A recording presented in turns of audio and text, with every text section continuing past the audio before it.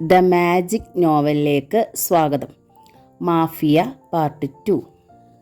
രാത്രി 8 മണിക്ക് മാമച്ചൻ ജീപ്പ് ഓടിച്ച് തൻ്റെ ബ്രാൻഡി ഷോപ്പിലെത്തി. കടയിലെ തിരക്ക് കണ്ടപ്പോൾ അയാൾക്ക് സന്തോഷം തോന്നി. മാമച്ചൻ കെട്ടിടത്തിനകത്തേക്ക് ചെന്നു. കുടിക്കുന്നവർക്ക് നിന്ന് കഴിക്കാനുള്ള ഷെഡിൽ നിന്ന് തിരിയാൻ സ്ഥലമില്ല. സപ്ലയർമാർ തിരക്കിട്ട് ജോലി ചെയ്യുന്നു. അയാൾ ഷോപ്പിലേക്ക് വന്നു. മാനേജർ ശിവൻകുട്ടി ബഹുമാനത്തോടെ എഴുന്നേറ്റു. ശിവൻകുട്ടി വന്നേ.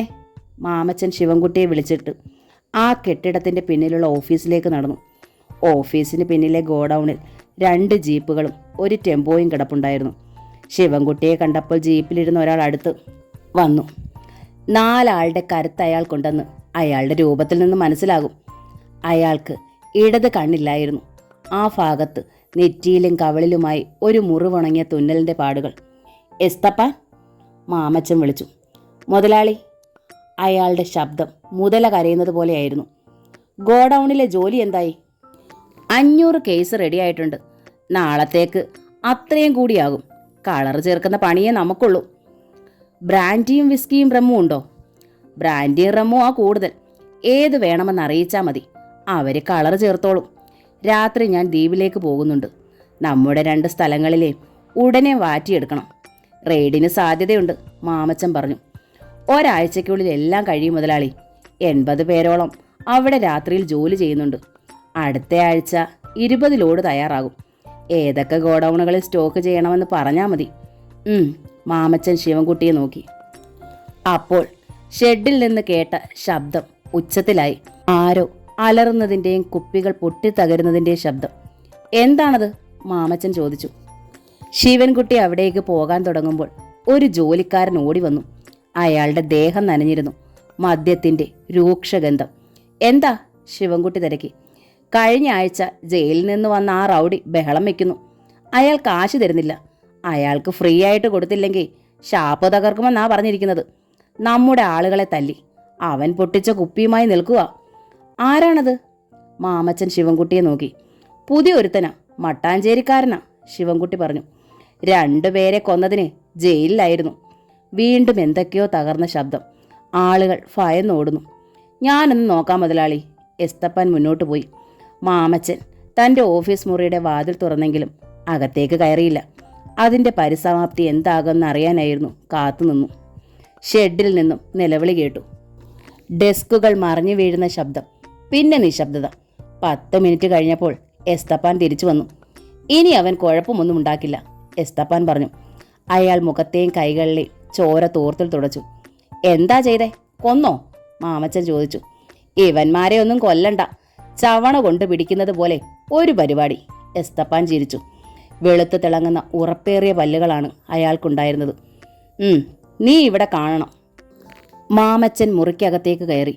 പിന്നാലെ ശിവൻകുട്ടി. വൃത്തിയുള്ളതും ആധുനികവുമായൊരു ഓഫീസായിരുന്നു അത്.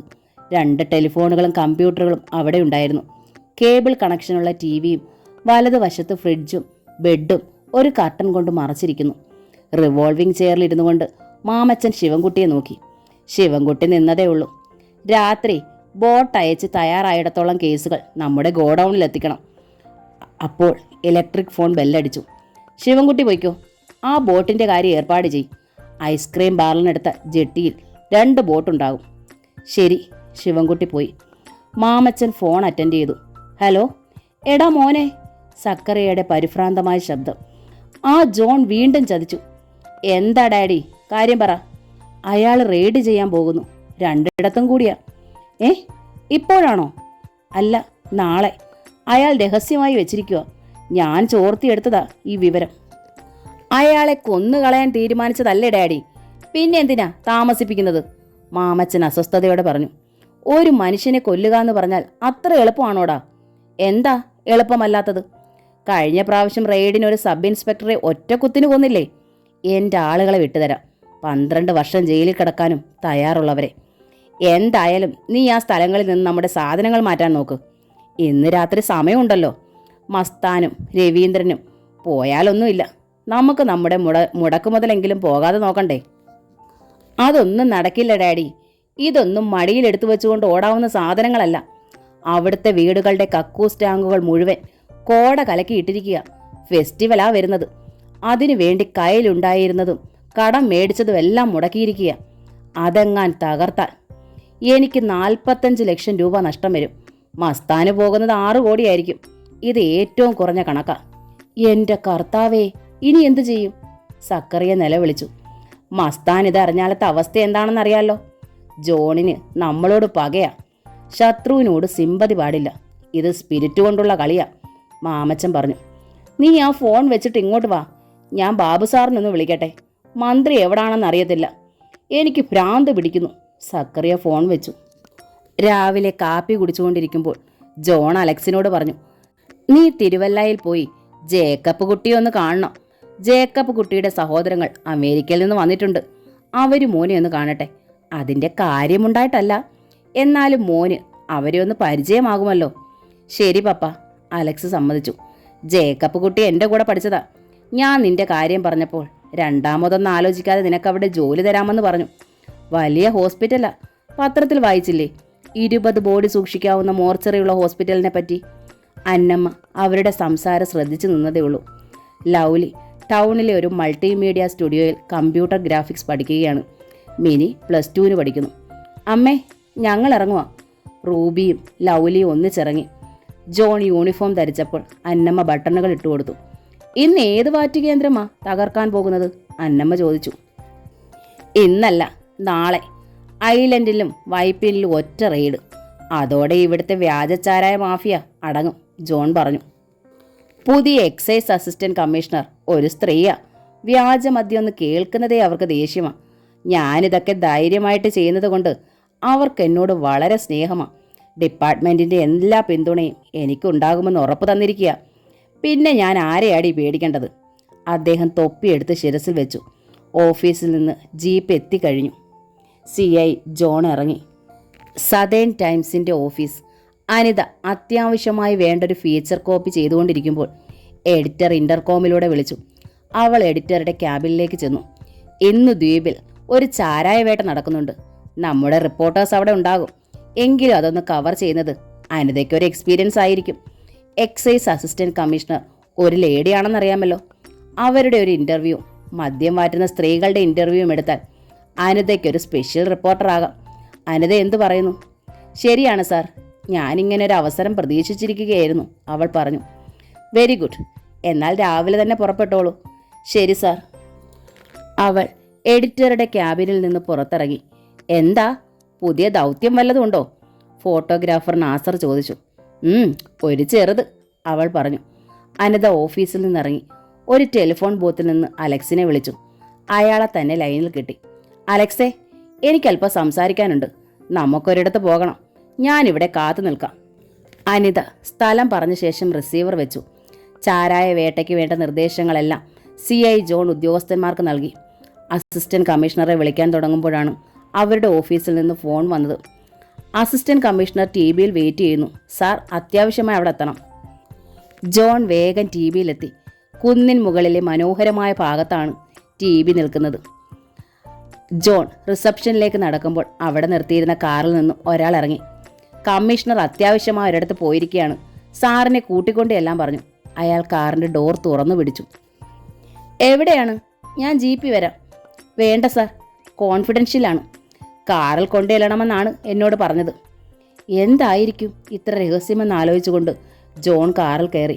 AC-യുടെ കുളിലിരുന്നു കൊണ്ട് അദ്ദേഹം ഹോട്ടൽ ഓഷ്യാനിക്കിൻ്റെ ബോർഡ് കണ്ടു. ഗ്രേസ് ഐസ്ക്രീം പാർലറിന് മുന്നിൽ കാർ നിന്നു.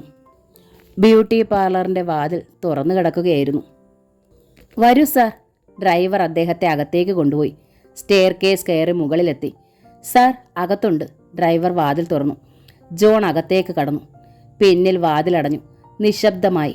ചുവന്ന പരവതാനി വിരിച്ച സ്വീകരണ മുറി. കുഷ്യൻ സെറ്റുകളെല്ലാം ശൂന്യം. മേശപ്പുറത്ത് കസേരയിലിരിക്കുന്ന മിനിസ്റ്റർ ഐസക്. കാത്തിരുന്നതുപോലെ എക്സൈസ് മിനിസ്റ്റർ ഐസക് എഴുന്നേറ്റ് സ്വീകരിച്ചു. ഹലോ, വരൂ മിസ്റ്റർ ജോൺ, ഞാനാ നിങ്ങളെ വിളിപ്പിച്ചത്. ജോൺ ബഹുമാനത്തോടെ അടുത്തേക്ക് ചെന്നു.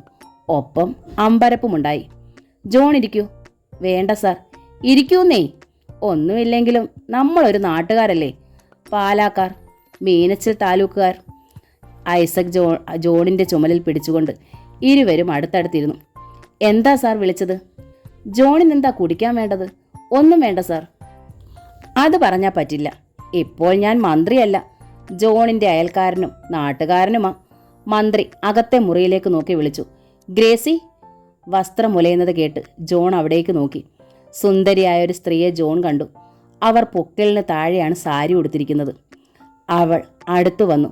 കൂൾ ഡ്രിങ്ക്സ് ഉള്ള ട്രേ ടീപ്പോയിന്മേൽ വെച്ചു. ആരുടെയും സമനില തെറ്റിക്കുന്നതായിരുന്നു ആ സാമീപ്യം. അവൾ ഒരു ബോട്ടിലെടുത്ത് സ്ട്രോ ഇട്ടപ്പോൾ നുര ഉയർന്നു പൊങ്ങി അവളുടെ വിരലുകൾ നനച്ചു. അത് വാങ്ങിയപ്പോൾ അവൾ വിരലുകളിൽ പിടിച്ചെന്ന് ജോണിന് തോന്നി. ഗ്രേസിക്കറിയാമോ? ഐസക് അവളോട് ചോദിച്ചു. അറിയാം, അവൾ മൊഴിഞ്ഞു. സാറിനെ പോലുള്ളവരെ എനിക്കിഷ്ടാ. ജോൺ അവളെ നോക്കി. അവളുടെ ചുണ്ടുകളിലും കണ്ണുകളിലും ഒരേ ചിരി. ഇവിടെ വല്ലപ്പോഴും വരുമ്പോൾ ഗ്രേസിയുടെ സൽക്കാരമാ, ഐസക് പറഞ്ഞു. ജീവിതത്തിൽ എന്തെങ്കിലുമൊക്കെ രസം വേണ്ടേ? ഒരിക്കലല്ലേ ജീവിക്കാൻ പറ്റൂ. വെറുതെ കുറച്ച് തിന്നു കുടിച്ച് മരിച്ചു പോയിട്ട് എന്താ കാര്യം? കുടിക്ക്, ഐസക് പറഞ്ഞു. ജോൺ അല്പം വലിച്ചു കുടിച്ചു. പ്രത്യേക ഒരു ടേസ്റ്റും ലഹരിയും. ഇത് ഗ്രേസിയുടെ ഒരു സ്പെഷ്യൽ ഡ്രിങ്ക് ആണ്. ഐസക് കൂൾ ഡ്രിങ്ക്സ് കുടിക്കാൻ തുടങ്ങി. ജോണിനെ നോക്കി ഗൂഢമായി ഒന്ന് ചിരിച്ചിട്ട് ഗ്രേസി പോയി. എക്സൈസ് മിനിസ്റ്റർ എന്ന നിലയിൽ എനിക്ക് ജോണിനോട് വളരെ ബഹുമാനമാണ്. നിങ്ങളെപ്പോലൊരാൾ ഡിപ്പാർട്ട്മെന്റിൽ ഉണ്ടായതിൽ ഞാൻ അഭിമാനിക്കുന്നു. ജോണിനെ പോലൊരാൾക്ക് ഒരപകടവും സംഭവിക്കരുതെന്ന് എനിക്ക് ആഗ്രഹമുണ്ട്. കുപ്പി പകുതിയാക്കിയിട്ട് ഐസക് പറഞ്ഞു. ജോൺ കേട്ടിരുന്നു. നാളെ ജോൺ റെയ്ഡ് നടത്തുകയാണെന്നറിഞ്ഞു. നേരാണോ? അതെ. ആ വാറ്റ് കേന്ദ്രത്തിന് പിന്നിൽ ആരാണെന്നറിയാമോ? അറിയാം, അശോക് മസ്താൻ, പിന്നെ വേറെ ചിലരും. ആ വേറെ ചിലരിൽ ആരൊക്കെ ഉണ്ടെന്നറിയാമോ? മുഴുവനും അറിയില്ല, പക്ഷെ ചിലരെയൊക്കെ അറിയാം. ജോൺ ഇപ്പോൾ ആ റെയ്ഡ് നടത്തണ്ട. അത് ചെയ്താൽ ജോണിന് ആപത്തായി തീരും. സർ, ജോൺ ഞെട്ടിപ്പോയി. ജോണിനോട് സ്നേഹമുള്ളത് കൊണ്ടാണ് ഇങ്ങനെ പറയുന്നത്. അശോക് മസ്താൻ അങ്ങനെയല്ല പെരുമാറുന്നത്. സബ് ഇൻസ്പെക്ടറെ കൊന്നവരെ അറിയാമല്ലോ. അത്തരം ധാരാളം പേരെ അയാൾ തീറ്റിപ്പോറ്റുന്നുണ്ട്. പക്ഷേ എനിക്ക് അവരെയൊന്നും പേടിയില്ല. Yes, I know you very well. പക്ഷേ നമ്മൾ മാത്രമല്ലല്ലോ ഉള്ളത്. ജോണിന്റെ ഭാര്യ, കൂടാതെ ഡോക്ടർ അലക്സ്. അയാൾക്ക് അടുത്ത മാസം ഖത്തറിൽ നല്ല ജോലി ഞാൻ തരാം. 1,00,000 രൂപ സാലറി. പിന്നെ റൂബി, അവൾ ജോലി ചെയ്യുന്നത് എൻ്റെ ഒരു റിലേറ്റീവ് ഫെർണാണ്ടസിൻ്റെ ഓഫീസിലാണ്. He likes her. നമുക്കൊരു പ്രപ്പോസൽ ആലോചിക്കാം. He's a millionaire. റെയ്ഡ് നടന്നാൽ ഫെറിക്ക് നഷ്ടം വരും. പിന്നെ ലൗലി, മിനി, എല്ലാവരെയും എനിക്കറിയാം. അവരെയൊക്കെ നമുക്കൊരു നല്ല നിലയിൽ എത്തിക്കണ്ടേ? ഐസക് പറഞ്ഞു. ഭീഷണിയുടെ മറ്റൊരു മുഖമാണെന്ന് ജോൺ മനസ്സിലാക്കി. ജോൺ ആലോചിക്കൂ. അനുസരിച്ചാൽ അതിൻ്റെ ഗുണങ്ങളൊക്കെ ജോണിനുണ്ടാകും. ജോണിന് പേരെടുക്കാനാണെങ്കിൽ ആ കേന്ദ്രങ്ങളൊക്കെ തകർക്കാം. അതിന് പറ്റിയ സമയം ഞാൻ പറയാം. സാർ, ജോൺ വല്ലാതായി. സെല്ലുലോർ ഫോൺ ശബ്ദിച്ചപ്പോൾ ഐസക് അറ്റൻഡ് ചെയ്തു. ജോൺ ഇവിടെ ഇരിക്കെ, ഞാനിതാ വരുന്നു. ഐസക് പുറത്തേക്ക് പോയി. വാതിലടഞ്ഞു. ജോണിനൊരു മന്ദത തോന്നി. ആ കൂൾ ഡ്രിങ്ക്സ് കുടിച്ച ശേഷം ശരീരത്തിനൊരു ഭാരക്കുറവ് പോലെ. പാദസ്വരം കിലുങ്ങുന്നത് കേട്ട് ജോൺ മുഖം തിരിച്ചു. അതിസുന്ദരിയായൊരു യുവതി. കുളി കഴിഞ്ഞതുപോലെ അവൾ ദേഹത്തൊരു ടവൽ ചുറ്റിയിരിക്കുന്നു. കണ്ണുകളും ചുണ്ടുകളും കത്തുന്നു. അവൾ അടുത്തു വന്നു. കാമോദ്ദീപകമായ ഭാവങ്ങൾ, ചുരുണ്ട കേശഭാരം ഇരു തോളുകളിലൂടെയും വീണൊഴുകുന്നു. അവൾ വന്ന് സോഫയുടെ അടുത്ത് കിടന്ന ബെഡിലെ പച്ച ഷീറ്റ് വലിച്ചു മാറ്റി നിരത്തി അടുക്കിയിരിക്കുന്ന നോട്ടുകെട്ടുകൾ. യു! ജോൺ പല്ല് ഞെരിച്ച് അലറാൻ തുടങ്ങിയപ്പോൾ അവളുടെ വിരൽ അയാളുടെ ചുണ്ടിൽ തൊട്ടു തടഞ്ഞു. കയ്യിൽ കിട്ടിയത് തട്ടിക്കളയരുത്. ജീവിതത്തിൽ ഒരിക്കലേ ഇത്തരം അവസരങ്ങൾ കൈവരൂ. ആരും അറിയാതെ ഉപയോഗിക്കുന്നതാണ് ബുദ്ധിമാന്മാർ ചെയ്യുന്നത്. അവൾ മന്ത്രിച്ചു. ടവൽ തറയിൽ ഒരു വൃത്തമായി വീണു. ഐസക് പുറത്തു വന്നപ്പോൾ ബാബു സാറും സക്രിയായും കാത്തു നിൽക്കുന്നുണ്ടായിരുന്നു. ബാബു സാർ തിരക്കി. അയാളുടെ കാര്യം എന്തായി? അറ്റ കയ്യ. ജോണിന് ജീവിക്കണോ മരിക്കണോ എന്ന് ഇവിടെ തീരുമാനിക്കപ്പെടും, ഐസക് പറഞ്ഞു. സക്രിയയുടെ കണ്ണുകളിൽ ഒരു മിന്നലുണ്ടായി. ബാബു സാർ താടി തടവിക്കൊണ്ട് മന്ത്രി ഐസക്കിനെ നോക്കി. ഇതിൽ അയാൾ കുടുങ്ങിയത് തന്നെ, ബാബു പറഞ്ഞു. ജോണിന് നമ്മുടെ കൂടെ കിട്ടിയാൽ അത് വലിയ നേട്ടമായിരിക്കും, സക്രിയ അഭിപ്രായപ്പെട്ടു. ഇനിയിപ്പോൾ അയാളെപ്പറ്റി ഓർത്ത് വിഷമിക്കേണ്ട ബാബു സാറേ. തൊട്ടടുത്തുള്ള മുറിയിൽ വാതിൽ പകുതി തുറന്നു പിടിച്ച് നിൽക്കുകയായിരുന്ന ഗ്രേസി പറഞ്ഞു. കാലനെപ്പോലും മെരുക്കാൻ കഴിവുള്ളവളാണ് മുറിയിലുള്ളത്. അതെ, ഐസക് പറഞ്ഞു. എൻ്റെ സ്വരത്തിന് പിന്നിലെ ഭീഷണി അയാൾക്ക് മനസ്സിലായിട്ടുണ്ട്. മാത്രമോ, ഒരു ബെഡ് നിറയെ പണം, അപ്സരസ് പോലൊരു പെണ്ണ്, മദ്യം, ഇതെല്ലാം ഒന്നിച്ച് അയാളുടെ മുന്നിൽ ഒരിക്കലും എത്തിയിട്ടില്ല. മഹാമുനിമാര് പോലും വീണുപോകും. ഐസക് പറഞ്ഞു. അല്ലേലും ചിരിച്ചുകൊണ്ട് കഴുത്തറക്കാൻ ഐസക് സാറും മിടുക്കനല്ലേ? ഗ്രേസ് ചിരിച്ചു. പൊളിറ്റിക്സിലെ ബുദ്ധിജീവികൾ അങ്ങനെയാണ്. ജനങ്ങൾക്ക് എന്തോ വലിയ കാര്യം ചെയ്യുകയാണെന്ന മട്ടിൽ അവരെ വിഡ്ഢികളാക്കണം. ഐസക് ഒരു സിഗരറ്റ് എടുത്ത് ചുണ്ടിൽ വെച്ചു. ഐസക് സിഗരറ്റ് കത്തിക്കാനായി ലൈറ്റർ തെളിച്ചു. പെട്ടെന്ന് അയാളിലൊരു നടുക്കമുണ്ടായി. കൈ വിറച്ചു. ലൈറ്റർ കെട്ടു. ജോണിന്റെ മുറിയിൽ നിന്ന് കേട്ട സ്ത്രീയുടെ നിലവിളി എല്ലാവരെയും ഞെട്ടിച്ചു കളഞ്ഞു. തടിയേറ്റതുപോലെ അവർ വിളറിപ്പോയി. ഒരടി ശബ്ദം. പേടിച്ചരണ്ട പോലെ സ്ത്രീയുടെ നിലവിളി. വാതിൽ വല്ലാത്ത ശബ്ദത്തിലിളകി. ഐസക് ബാബുവിനെ നോക്കി. ഗ്രേസിയുടെ കണ്ണുകൾ പതറി. വാതിൽ തുറന്ന് CI ജോൺ വെളിയിലേക്ക് ഇറങ്ങുന്നത് കണ്ട് സക്രിയയുടെ ഉള്ളിലൊരു വിറയലുണ്ടായി. അയാൾ മുറിക്കുള്ളിൽ ഒളിക്കാൻ ശ്രമിച്ചു. ഗ്രേസി വാതുക്കൽ നിന്നതിനാൽ അതിന് കഴിഞ്ഞില്ല. ആരും ഒന്നും മിണ്ടിയില്ല. ജോൺ അടുത്തു വന്നു. അദ്ദേഹത്തിന്റെ മുഖത്തെ മാംസപേശികൾ വലിഞ്ഞു മുറുകിയിരുന്നു.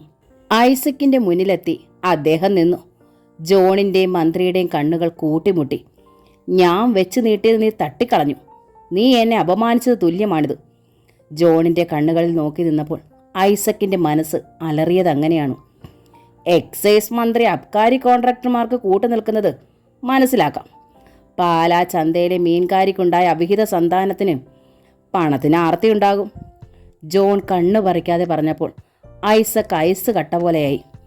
അവരുടെ ഇടയിൽ വെച്ച് നഗ്നനായതുപോലെ.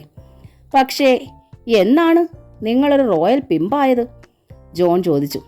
ഒരു വേശ്യയെയും കുറേ പണവും വെച്ച് നീട്ടിയാൽ ജോണിന് വിലക്കെടുക്കാമെന്ന് നിങ്ങൾ കരുതിയോ? ഐസക്കിന് ശബ്ദിക്കാൻ കഴിഞ്ഞില്ല. എടോ, താൻ ആരോടാ സംസാരിക്കുന്നത് അറിയാമോ? സക്രിയയ്ക്ക് മന്ത്രിയെ ചീത്ത വിളിച്ചത് സഹിക്കാൻ കഴിഞ്ഞില്ല. അയാൾ രോഷം പൂണ്ട് മുന്നോട്ട് ചെന്നു. ജോൺ അയാളുടെ നെഞ്ചിൽ പിടിച്ചു തള്ളി. സക്കറിയ വേച്ച് ബാബു സാറിന്റെ ദേഹത്തേക്ക് വീണു. പണത്തിനു വേണ്ടി ഭാര്യയെയും മക്കളെയും പോലും വിൽക്കാൻ മടിയില്ലാത്ത നീ എന്നോട് സംസാരിക്കരുത്. ബാബു സാർ ക്ഷോഭിച്ചു. എടാ, നീ ഞങ്ങളുടെ മുന്നിൽ ഒരു ചുക്കുമല്ല. സക്കറിയെ നിന്നെ കൊല്ലരുതെന്ന് പറഞ്ഞതുകൊണ്ട് രക്ഷിക്കാനൊരു അവസാനത്തെ ശ്രമം നടത്തിയതാ. ഞങ്ങൾ ചെയ്ത കാരുണ്യം. പോടാ ചെറ്റെ. ജോൺ മുരണ്ടു. മന്ത്രിയുടെ കൂടെ വ്യഭിചരിക്കുന്നത് അന്തസ്സായി കാണുന്ന ഉദ്യോഗസ്ഥന്മാരുണ്ടാവും. പക്ഷേ എന്നെ കിട്ടില്ല. ബാസ്റ്റേഡ്. ബാബു സാർ തോക്കെടുത്ത് കൈ ചൂണ്ടി. അടുത്ത ക്ഷണം അടി വീണു. തോക്ക് തെറിച്ചുപോയി. ബാബു സാർ ചവിട്ടേറ്റ് തറയിൽ കുഴഞ്ഞു വീണു. ജോണിനെ തടയാൻ സക്കറിയെ മുന്നോട്ടെടുത്തെങ്കിലും ഒറ്റ തളലിൽ അയാൾ ഭിത്തിയിൽ വന്നിടിച്ച് വീണുപോയി. ഇന്ന് സൂര്യൻ അസ്തമിക്കുന്നതിന് മുമ്പ് ഞാൻ ആ വാറ്റുകേന്ദ്രങ്ങൾ തകർത്തിരിക്കും. ജോൺ വേഗം സ്റ്റെയർകേസ് ഇറങ്ങി. പരിഭ്രാന്തിയായി നിന്ന ഗ്രേസി ആ മുറിയിലേക്ക് ഓടിച്ചെന്നു. ബെഡിലെ നോട്ടുകെട്ടുകൾക്ക് മുകളിൽ ആ യുവതി വീണു കിടക്കുന്നു. വിടർന്നു കിടക്കുന്ന മുടിക്കിടയിൽ അവളുടെ മുഖം, അടിയേറ്റ് ചുവന്ന വിരൽപ്പാടുകൾ.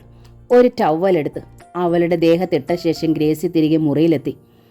നമ്മുടെ കയ്യിൽ നിന്ന് അവൻ പോകാൻ പാടില്ല. ഈ പോക്കിലവൻ ലക്ഷ്യത്തിലെത്തരുത്. ബന്ധപ്പെട്ട് എണീറ്റ് വന്ന ബാബു സാറിനോടും സക്കറിയോടും ഐസക് ആക്രോശിച്ചു. വിളി അശോക് മസ്താനെ. ഇവൻ ഒരുത്തം കാരണമാണ് ആ പേപ്പട്ടിക്ക് ഒരു ഇറച്ചി കഷ്ണം വെച്ച് നീട്ടിയത്. സക്കറിയെ നോക്കി ബാബു സാർ അലറി. പിന്നെ സെല്ലുലർ ഫോൺ പോക്കറ്റിൽ നിന്നെടുത്ത് നമ്പറുകളിൽ വിരൽ ധൃതി അമർത്തി. യാ മസ്താൻ. ഫോണിലൂടെ ശബ്ദം കേട്ടപ്പോൾ ബാബു സാർ ഒന്ന് ഞെട്ടി.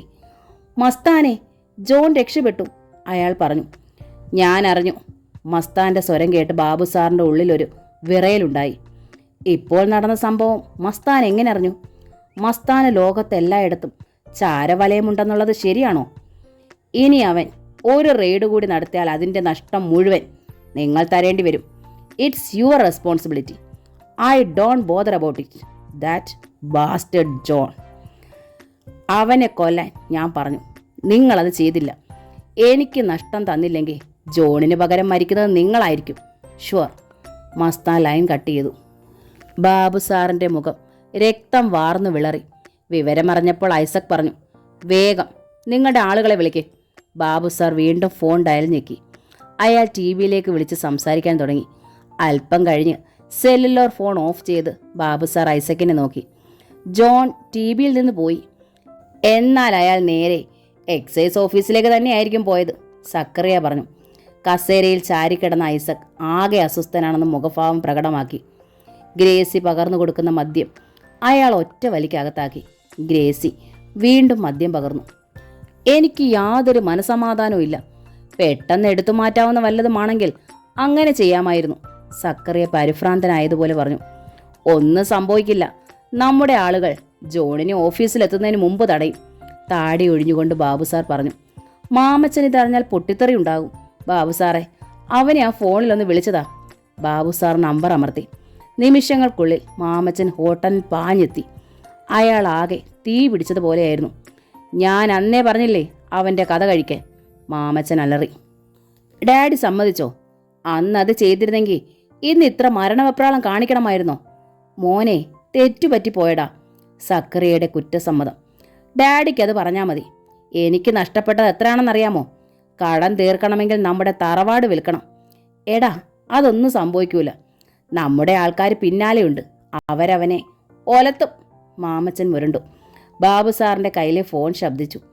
അറ്റൻഡ് ചെയ്തപ്പോൾ അയാളുടെ മുഖം വിളർന്നത് സക്കറിയയും മാമച്ചനും ഐസക്കും ഉള്ളിലൊരു മരവിപ്പോടെ നോക്കി നിന്നു. എന്താ? സക്കറിയ നിയന്ത്രണം വിട്ട് ചോദിച്ചു. ജോൺ എക്സൈസ് ഓഫീസിലെത്തിയില്ലേ? ബാബു സാർ പറഞ്ഞു. അവനെ തട്ടിയോ? മാമച്ചൻ ഉത്കണ്ഠയോടെ തിരക്കി. അതല്ല, അവൻ ഫോൺ ചെയ്ത് എക്സൈസുകാരോട് പുറപ്പെടാൻ പറഞ്ഞു. അവരിപ്പോൾ നമ്മുടെ കൈ വിട്ടുപോയി. ബാബു സാർ വല്ലാത്ത പരിഭ്രാന്തിയോടെ പറഞ്ഞു. സക്കറിയയുടെ ഐസക്കിൻ്റെ മുഖം ഇരുണ്ടു. ബുദ്ധിമാൻ, മാമച്ചൻ പറഞ്ഞു. നമ്മൾ പിന്നാലെ ഉണ്ടാകുമെന്ന് അയാൾക്കറിയാം. അയാൾ അസൽ കളിയാ കളിച്ചിരിക്കുന്നത്. എടാ, നീ ഇങ്ങനെ പറയുന്നത് എന്താ? നമ്മുടെ എല്ലാം നഷ്ടപ്പെടും. സക്കറിയ മകൻ്റെ നേരെ നോക്കി നിലവിളിച്ചു. നഷ്ടപ്പെടട്ടെ. വിഡ്ഢികൾക്കൊന്നും നേടാൻ പറ്റില്ല. അഥവാ നേടിയാലും മറ്റുള്ളവർ കൊണ്ടുപോകും. അവൻ റെയ്ഡ് നടത്തും. എല്ലാം തകരും. ഇനി മസ്താനോട് എന്ത് സമാധാനം പറയും? ഐസക്ക് കസേരയിലേക്കിരുന്നു. എല്ലാവരുടെയും പരിഭ്രമം കണ്ട് ഗ്രേസിയും വല്ലാതായി. മസ്താൻ ആരാ? ദൈവമോ? മാമച്ചൻ പൊട്ടിത്തെറിച്ചു. അയാൾക്ക് പോയാ പുല്ല. കോടിക്കണക്കിന് സമ്പാദിച്ചിട്ടുണ്ട്. ഞങ്ങളുടെ കയ്യില ഒന്നുമില്ലാതാകുന്നേ. അവൻ അവിടെ എത്തരുത്. നിങ്ങൾക്കെന്തെങ്കിലും ചെയ്യാനാകുമോ? മാമച്ചൻ എല്ലാവരെയും നോക്കി. നമ്മൾ എന്തു ചെയ്യും? ബാബു സാർ ചോദിച്ചു. നമ്മുടെ ആളുകൾ എത്തുമ്പോഴേക്കും റെയ്ഡ് തുടങ്ങിക്കഴിയും. വാറ്റുകാർക്ക് മുന്നറിയിപ്പ് ഒന്നും നമ്മൾ കൊടുത്തിട്ടില്ല. എന്നാൽ ഇനി കാര്യങ്ങൾ ഞാൻ നോക്കിക്കൊള്ളാം, മാമച്ചൻ പറഞ്ഞു. എന്ത് സംഭവിച്ചാലും നിങ്ങൾ എൻ്റെ കൂടെ ഉണ്ടാവണം. നമ്മളെല്ലാവരും പ്രതികളാണ്. അയാൾ ഐസക്കിനെ നോക്കി. നീ എന്ത് വേണേലും ചെയ്തോ, ഐസക്ക് ഉറപ്പ് കൊടുത്തു. ഞാനുണ്ട് കൂടെ. റെയ്ഡ് നടക്കരുത്. മാമച്ചൻ ഫോൺ എടുത്ത് എസ്തപ്പനെ വിളിച്ചു. എന്താ മുതലാളി? എസ്തപ്പാൻ്റെ സ്വരം. എക്സൈസ് സംഘം പുറപ്പെട്ടു. അവരെ അവിടെ എത്താതെ തടയണം. ബോട്ടുകൾ റെഡിയല്ലേ? അതെ. നീ നിന്റെ ആളുകളെ കൂട്ടണം. വഴിക്ക് വെച്ച് ജോണിനെ തടയണം. അത് മനഃപൂർവ്വമാണെന്ന് പെട്ടെന്ന് ആർക്കും തോന്നരുത്. ശരി, നമ്മുടെ ആളുകൾ അവിടെയുണ്ട്. അവരിൽ 19 പേരെ കൂട്ടണം. ഒരു പ്രകടനം സംഘടിപ്പിക്കണം. പ്രകടനം റോഡിലൂടെ വന്ന് എക്സൈസ് വണ്ടികൾ തടയണം. ഒരു എക്സൈസുകാരനെ തല്ലിയാൽ മതി. അവർ തിരിച്ചു തല്ലും. പിന്നെ നിങ്ങൾക്ക് തിരിച്ചടിക്കാം. ഒരു ജീപ്പിന് തീ വെക്കുക. വലിയ സംഘടന ഉണ്ടാക്കണം. അതിനിടയിൽ ജോണിനെ കൊന്നിരിക്കണം. ഏറ്റുമുട്ടലിനിടയിൽ സംഭവിച്ചതായേ തോന്നാവൂ. ശരി മുതലാളി. രാഷ്ട്രീയ പാർട്ടികളുടെ പ്രകടനങ്ങൾക്ക് കൂലിക്ക് പോകുന്ന ആളുകളുണ്ട്. നമുക്ക് എത്ര പേരെ വേണേലും കിട്ടും. 2 മിനിറ്റിനുള്ളിൽ ഞാൻ ശരിയാക്കാം. എല്ലായിടത്തുമുള്ള ആളുകളെ വിളിക്കുക. ജോണിലെ ലൊക്കേറ്റ് ചെയ്ത് അയാളുടെ ഓരോ നീക്കവും എന്നെ അറിയിക്കണം. ശരി, എന്നാൽ തുടങ്ങിക്കോ. നിർദ്ദേശം കൊടുത്തിട്ട് മാമച്ചൻ വേറൊരു നമ്പറിൽ വിളിച്ചു. ശെൽവരാജ്. മറുഭാഗത്തു നിന്ന് ശബ്ദം കേട്ടു. മാമച്ചനാ. അയാൾ മറ്റു ചിലരെയും വിളിച്ച് എന്തൊക്കെയോ നിർദ്ദേശങ്ങൾ നൽകിയ ശേഷം ലൈൻ കട്ട് ചെയ്തു. സക്കറിയ മകനെ അമ്പരപ്പോടെ നോക്കി. മാമച്ചൻ അയാളെ ശ്രദ്ധിക്കാതെ മുറിയിലൂടെ നടന്നു. 2 നിമിഷം കഴിഞ്ഞപ്പോൾ എസ്തപ്പാൻ വിളിച്ചു. എക്സൈസ് വാഹനങ്ങൾ വെണ്ടുരുത്തി പാലം കടന്നു. 9 ജീപ്പുകളും 2 വാനുമുണ്ട്. അവർ കടൽ തീരത്തെ റോഡിലൂടെ വരികയുള്ളൂ. ആളുകൾ റെഡിയായോ? 50ഓളം പേരുണ്ട്. ഞാനിപ്പോൾ ഐലൻഡിൽ നിന്നാണ് വിളിക്കുന്നത്. സ്പീഡ് ബോട്ടിൽ പുറപ്പെടുകയായിരുന്നു. Very good. വേഗം വേണം. ഡിസ്കണക്ട് ചെയ്തിട്ട് മാമച്ചൻ ഉത്കണ്ഠയോടെ നിൽക്കുന്നവരോട് വിവരം പറഞ്ഞു. 5 മിനിറ്റ് കഴിഞ്ഞപ്പോൾ എസ്തപ്പാൻ്റെ ഫോൺ വന്നു. ശെൽവരാജ് എത്തി. പ്രകടനത്തിനുള്ള ആളുകളായി. എക്സൈസ് വണ്ടികൾ ജംഗ്ഷനിലെത്തി. നമ്മുടെ റോഡിലേക്ക് തിരിഞ്ഞു. ജോണിൻ്റെ ജീപ്പാണ് മുമ്പിൽ. പ്രകടനം തുടങ്ങിക്കോ. ഫോൺ കട്ടായി. അല്പം കഴിഞ്ഞ് വീണ്ടും ഫോൺ ശബ്ദിച്ചു. ശെൽവരാജിൻ്റെ ശബ്ദം. മുതലാളി, ജോൺ റൂട്ട് മാറി. അയാളൊരു പോക്കറ്റ് റോഡിലൂടെ കയറി എളുപ്പ വഴിക്ക് സ്ഥലത്തെത്താൻ ശ്രമിക്കുകയാണ്. ആ റോഡ് എത്തുന്നത് നമ്മുടെ വാറ്റുകേന്ദ്രത്തിൻ്റെ നടുവിലാണ്. ഇടയ്ക്ക് തടയാൻ നമ്മുടെ ആളുകളെ മുഴുവൻ അങ്ങോട്ടാക്കണം. അതിന് സമയമില്ല. എൻ്റെ ദൈവമേ, മാമച്ചൻ നിലവിളിച്ചു. നിങ്ങൾ ആരെങ്കിലും ചെന്ന് അവൻ്റെ നേരെ കൈബോംബോ ആസിഡ് ബൾബോ എറിയടാ. ശരി, ഞങ്ങൾ പുറപ്പെട്ടു കഴിഞ്ഞു. ലൈൻ കട്ടായി. ഭ്രാന്ത് പിടിച്ചതുപോലെ മാമച്ചൻ മുറിയിലൂടെ നടന്നു. വിവരമറിഞ്ഞ മറ്റുള്ളവർക്കും ഇരിക്കപ്പുറതി ഇല്ലാതായി. ഐസക് സിഗരറ്റ് കത്തിച്ച് തെരെ പുക വലിച്ചു തള്ളി. മാമച്ചൻ വേഗം വെളിയിലേക്ക് നടന്നു. നീ എങ്ങോട്ടാ? സക്കറിയ ചോദിച്ചു. ഞാനും പോകുക. ഇവിടെ നിന്നാൽ ടെൻഷൻ കൊണ്ട് മരിക്കും. അയാൾ സ്റ്റെയർ കേസ് ഇറങ്ങി താഴെ വന്നു. കാത്തു കിടന്ന ജീപ്പിൽ കയറി. വിട്, ഐലൻഡിലേക്ക് അയാൾ നിർദ്ദേശിച്ചു. ജീപ്പ് പാഞ്ഞുപോയി. അയാളുടെ സെല്ലോർ ഫോൺ ശബ്ദിച്ചു. എസ്തപ്പാനായിരുന്നു. മുതലാളി, അവർ വാറ്റ് സ്ഥലത്തെത്തി. ഒരു ഓല ഷെഡിന് തീയിട്ടു. കത്തുന്നത് എനിക്ക് കാണാം. ഞാനിപ്പോൾ എത്തിയതേ ഉള്ളൂ. തട്ടട എല്ലാത്തിനെയും. അല്ലെങ്കിൽ പിന്നെ ഞാൻ എന്തിനാ നിന്നെയൊക്കെ തീറ്റി പോറ്റുന്നത്? മാമച്ചൻ അലറി. ജീപ്പ് വാഹനങ്ങൾക്കിടയിലൂടെ കുതിച്ചു പാഞ്ഞു. അത്യാസന്ന നിലയിലുള്ള ആളെ ഹോസ്പിറ്റലിൽ കൊണ്ടുപോകുന്നത് പോലെ. എക്സൈസുകാർ കോട നിറച്ച കലങ്ങളും ഉപകരണങ്ങളും തല്ലി തകർത്തു. ചെറിയ ചെറിയ ഓലഷെഡുകളായിരുന്നു. അവിടെ താമസമുണ്ടായിരുന്നവർ ചിലർ ആയുധങ്ങളുമായി എതിരിട്ടു. സംഭ്രാന്തി വരുത്താനായി അത്തരം കെട്ടിടങ്ങൾക്ക് ആദ്യം തന്നെ തീയിട്ടു. സ്ത്രീകളും കുട്ടികളും ഭയന്നോടി. CI ജോൺ ഒരു വലിയ ഷെഡിന്റെ വാതിൽ തകർത്തു കയറി. അവിടെ കുറേ പേർ മദ്യം കുപ്പികളിൽ നിറയ്ക്കുകയായിരുന്നു. പലതരം കുപ്പികൾ, പലതരം ലേബലുകൾ, ഒരേ ചാരായം തന്നെ കളർ വ്യത്യാസം വരുത്തി നിറച്ചിരിക്കുന്ന വീപ്പകൾ, എലി ചത്തി കിടക്കുന്നത് പോലെ നാറ്റം, പിന്നെ സ്പിരിറ്റിന്റെ രൂക്ഷഗന്ധം. ഓട്ടോമാറ്റിക് ബോട്ടിലിംഗ് മെഷീൻ വിസ്കി കുപ്പികൾ അടച്ച് സീല് ചെയ്യുകയായിരുന്ന ജോലിക്കാർ എക്സൈസുകാരെ കണ്ടു വിരണ്ടുപോയി. അവർ ആക്രമണത്തിന് തയ്യാറാകുന്നതിന് മുമ്പ് ജോൺ ഒരു വീപ്പ അടിച്ചു പൊളിച്ചു. മദ്യം അണ പൊട്ടിയതുപോലെ ഒഴുകി. മുറിയുടെ മൂലകളിൽ നിന്ന് പെരിച്ചാഴികൾ മദ്യത്തിലൂടെ ഓടി നീന്തി. ഒരു SI തീപ്പെട്ടി ഉരച്ചു. ഒരു നീല ഫ്ലെയിം മുറിയുടെ ഓടിപ്പോയി. അടുത്ത ക്ഷണം തീ ആളിപ്പടർന്നു. ജോലിക്കാർ ഓടി. ജോണും സംഘവും വെളിയിൽ കടന്നു. ഒറ്റ കണ്ണുള്ള ഒരാൾ ആൾക്കൂട്ടത്തിനിടയിലൂടെ തെക്കി വരുന്നത് ജോൺ കണ്ടു. ആയുധങ്ങളുമായി കുറേ പേർ വളയുന്നു. ഒരാൾ എക്സൈസ് വാൻ കത്തുന്ന ഷെഡിലേക്ക് ഓടിച്ചു കയറ്റി. ഒരു ജീപ്പ് പൊട്ടിത്തെറിച്ചു. ആകാശത്ത് പുക നിറഞ്ഞു. എങ്ങും കരച്ചിലും അലർച്ചയും. തങ്ങളുടെ നേരെ ആക്രമണം തുടങ്ങിയെന്ന് ജോണിന് മനസ്സിലായി. ശെൽവരാജ് ഒരലർച്ച. പെട്ടെന്ന് ഒരടിയേറ്റ് ജോൺ പിന്നോട്ട് വെച്ചുപോയി. കറുത്ത് തടിച്ച ഒരാൾ വടിവാൾ വീശി വരുന്നത് ജോൺ കണ്ടു. തൻ്റെ ചുറ്റും ആളുകൾ. ജോൺ അവരെ നേരിട്ടു. അനിതയും അലക്സും കൂടിയാണ് അവിടെ എത്തിയത്. ചാരായ വേട്ട ഇത്ര ഭീകരമായിരിക്കുമെന്ന് അവൾ കരുതിയില്ല. ഒരു യുദ്ധസ്ഥലത്ത് എത്തിയതുപോലെ. അനിത ഫോട്ടോകൾ എടുത്തുകൊണ്ടിരുന്നു. ഷെഡിൽ കിടന്ന് കത്തുന്ന വാൻ, മദ്യത്തിൻ്റെ രൂക്ഷഗന്ധം, പുക. അനിത അലക്സും മുന്നോട്ട് ചെന്നു. ഗുണ്ടകൾ ഒരു എക്സൈസുകാരനെ തല്ലുന്നത് ക്യാമറയിൽ പകർത്താനായി ഫോക്കസ് ചെയ്തപ്പോൾ അത് CI ജോൺ ആണെന്ന് അനിത തിരിച്ചറിഞ്ഞു. അലക്സേ, അവൾ വിളിച്ചു. ഫ്ലാഷ് മിന്നി. അപ്പോഴേക്കും അലക്സ് അത് കണ്ടിരുന്നു. പപ്പ. അവൻ ഗുണ്ടകൾക്കിടയിലേക്ക് ഓടിച്ചെന്നു. കയ്യിൽ കിട്ടിയ തടിക്കഷ്ണം കൊണ്ട് അവരെ ആക്രമിച്ചു. ജോൺ അങ്കിളിന്റെ ദേഹമാകെ മുറിഞ്ഞു ചോര ഒഴുകുന്നത് അനിത കണ്ടു. അലക്സിന്റെ ചുമലും മുറിഞ്ഞു. അവർ അലക്സിനെ കൊല്ലുമെന്ന് ഭയന്ന് അനിത അവർക്കിടയിലേക്ക് ഓടിച്ചെന്നു. അലക്സ് സിംഹത്തെ പോലെ അവരെ ആക്രമിക്കുകയായിരുന്നു. പെട്ടെന്ന് ആൾക്കൂട്ടത്തിൽ നിന്ന് ഒരാൾ ഓടി വന്നു. കൈലി മുണ്ടും മഴക്കോട്ടും ധരിച്ച ഒരാൾ.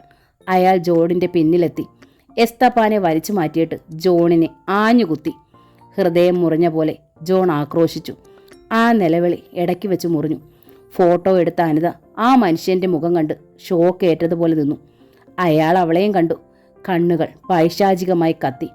അലക്സ് ഓടി വന്നു. പപ്പ. ജോൺ കണ്ണുകൾ മിഴിച്ചു. മകന്റെ നെഞ്ചിലേക്ക് മറഞ്ഞു വീണു. മുതുകിൽ കത്തിയുടെ പിടി ഉറച്ചു നിൽക്കുന്നു. തിടുക്കത്തിൽ വീട്ടിലേക്ക് കയറി വന്ന അനിതയെ എൽസമ്മ ശ്രദ്ധിച്ചു. അവളുടെ മുഖഭാവത്തിൽ നിന്ന് എന്തോ പന്തികേടുണ്ടെന്ന് തോന്നി. എന്താ മോളെ, എന്തു പറ്റി? എൽസമ്മ ചോദിച്ചു. വികാര വിക്ഷോഭത്താൽ വീർപ്പ് മുട്ടുന്നത് പോലെയായിരുന്നു അനിതയുടെ ഭാവം. കയ്യിലിരുന്ന മാസിക ടീപ്പോയിന്മേലിട്ടിട്ട് എൽസമ്മ എഴുന്നേറ്റു. മോൾ ഇന്ന് ആപ്പീസിൽ പോയില്ലേ? മമ്മി. ശ്വാസം കണ്ടത്തിൽ തടഞ്ഞതുപോലെ അവൾ സംസാരിക്കാൻ ബുദ്ധിമുട്ടി. എന്താ മോളെ? എൽസമ്മയ്ക്ക് ഉത്കണ്ഠയായി. മകളെ ഇങ്ങനൊരു ഭാവത്തിൽ ഒരിക്കലും കണ്ടിട്ടില്ല. ജോൺ അങ്കിളിനെ കൊന്നു, അവൾ എങ്ങനെയോ പറഞ്ഞു. തുടർന്ന് വീർപ്പ് മുട്ടി പൊട്ടിയതുപോലെ ഒരു കരച്ചിൽ. ആര്? നമ്മുടെ ജോൺ സാറോ? എൽസമ്മ നടുങ്ങിപ്പോയി. മുള ചീന്തുന്നത് പോലെ ഒരു കരച്ചിലായിരുന്നു മറുപടി. എൽസമ്മയുടെ കാലിനടിയിൽ നിന്നുണ്ടായ മരവിപ്പ് ശിരസിലെത്തി. ആരാ മോളെ അത് ചെയ്തത്? എവിടെ വെച്ചാണ്? എൽസമ്മ മകളെ തുറച്ചു നോക്കി. ഗേറ്റ് കടന്നു വന്ന മാമച്ചൻ്റെ ജീപ്പ് മുറ്റത്ത് സഡൻ ബ്രേക്ക് ചെയ്തു നിന്നു. അനിത വേഗം തൻ്റെ മുറിയിലേക്ക് പോയി. അവൾ ബാഗ് മേശപ്പുറത്ത് വെച്ചിട്ട് ക്യാമറ മേശ വലിപ്പിൽ വെച്ചടച്ചു. ഒരു നിമിഷം മേശയിൽ പിടിച്ചു മറിഞ്ഞു വീഴാതിരിക്കാനെന്ന വണ്ണം നിന്നു. പിന്നെ ദേഹം കൊഴിഞ്ഞതുപോലെ ബെഡിലേക്ക് വീണു. ഹാളിൽ നിന്ന് മമ്മി മാമച്ചായനോട് എന്തോ സംസാരിക്കുന്ന കേട്ടു. അല്പം കഴിഞ്ഞപ്പോൾ മാമച്ചൻ അവളുടെ മുറിയിലേക്ക് വന്നു. വന്ന പാടെ അയാൾ മേശപ്പുറത്തെ സാധനങ്ങളൊക്കെ പരിശോധിച്ചു. അനിതയുടെ ബാഗ് തുറന്നു നോക്കി. പിന്നെ മേശ വലിപ്പ് തുറന്ന് അതിനുള്ളിൽ നിന്ന് ക്യാമറ എടുത്തു. ക്യാമറ തുറന്ന് അയാൾ ഫിലിം വലിച്ചു പുറത്തെടുത്തു. ക്യാമറ മേശപ്പുറത്തേക്ക് ഇട്ടിട്ട് അയാൾ ആ ഫിലിമുമായി അനിതയെ നോക്കി. ഈ ഫിലിം ആരും കാണരുത്, അയാൾ മുരണ്ടു. അനിത അയാളെ പകച്ചു നോക്കി. ഇറങ്ങിപ്പോ എൻ്റെ മുറിയിൽ നിന്ന്, അവൾ അലറി. എനിക്ക് കാണണ്ട ഇനി ചേട്ടനെ. എൻ്റെ ആരുമല്ല നിങ്ങൾ, കൊലപാതകി, ബുച്ചർ. എനിക്ക് പേടിയാ നിങ്ങളെ. മിണ്ടരുതെന്നല്ലേ നിന്നോട് പറഞ്ഞത്? അയാൾ ഫിലിം എറിഞ്ഞു കളഞ്ഞു. അനിത വെളിയിലേക്ക് ഓടി. പക്ഷേ അവൾക്ക് പുറത്തു കടക്കാൻ കഴിഞ്ഞില്ല. മാമച്ചൻ വാതിലടച്ച് കുറ്റിയിട്ടു. എന്തൊക്കെ തെളിവുകൾ നശിപ്പിക്കാൻ ശ്രമിച്ചാലും ആ കൊലയാളി എൻ്റെ മനസ്സിലുണ്ട്. എവിടെ ഒളിപ്പിച്ച് ആ ചോര പുരണ്ട മുണ്ടും റെയിൻകോട്ടും അവൾ കിതച്ചുകൊണ്ട് അലറി. നീയാണ് ഏക ദൃക്സാക്ഷി. ഞാനും നീയുമല്ലാതെ മറ്റാരും ഇതറിയരുത്. അറിഞ്ഞാൽ ഒരു കൊലപാതകത്തിൽ നിന്ന് രക്ഷപ്പെടാൻ എനിക്ക് മറ്റൊന്നുകൂടി ചെയ്യേണ്ടി വരും. എന്നാൽ കൊല്ല്, എന്നെയും കൊല്ല്. അവൾ കിതപ്പടക്കാൻ പാടുപെട്ടു. കൊല്ലും, കൊല്ലാൻ എനിക്ക് മടിയില്ല. നീ ഈ കൈ കണ്ടോ? അയാൾ വലതുകരം വിടർത്തി അവളെ കാണിച്ചു. ചോര പുരണ്ട കൈയായത്. ആദ്യത്തെ അറപ്പേ ഉള്ളൂ, അത് മാറി. ഇനി എനിക്ക് ഡാഡിയും പെങ്ങളും ഒന്നുമില്ല. പണം മാത്രമാണ് എനിക്ക് വലുത്. അനിത അയാളെ ഭീതിയോടെ നോക്കി. മാമച്ചൻ കുറെ കൂടി അവളുടെ അടുത്തേക്ക് വന്നു. അതുകൊണ്ട് ഈ രഹസ്യം നിന്റെ നാവിൽ നിന്ന് പുറത്തു വരരുത്. നീ ഒന്നും കണ്ടിട്ടില്ല, നീ ഒന്നും അറിഞ്ഞിട്ടില്ല. നിന്റെയും എൻ്റെയും സിരകളിലൂടെ ഓടുന്ന ചോര ഒന്നായിപ്പോയി. അല്ലായിരുന്നെങ്കിൽ നീ ഇപ്പം ജീവനോടെ ഉണ്ടാകുമായിരുന്നില്ല. മനസ്സിലായോ? ഹൃദയത്തിൽ കുത്തിയെന്ന വണ്ണം മാമച്ചൻ ചോദിച്ചു. അനിതയുടെ പ്രജ്ഞ മരവിച്ചു പോയി. മാമച്ചൻ അടഞ്ഞുകിടന്ന വാതിലിന് നേരെ തിരിഞ്ഞു. മാഫിയ എന്ന നോവലിൻ്റെ ഈ ഭാഗം ഇവിടെ പൂർണ്ണമാവുകയാണ്. അടുത്ത ഭാഗം ഉടൻ തന്നെ അപ്ലോഡ് ചെയ്യുന്നതായിരിക്കും. ഈ നോവൽ നിങ്ങൾക്ക് ഇഷ്ടമായെങ്കിൽ പ്ലീസ് ഒന്ന് ലൈക്ക് ചെയ്ത് ഷെയർ ചെയ്ത് സബ്സ്ക്രൈബ് ചെയ്യണേ. Thank you.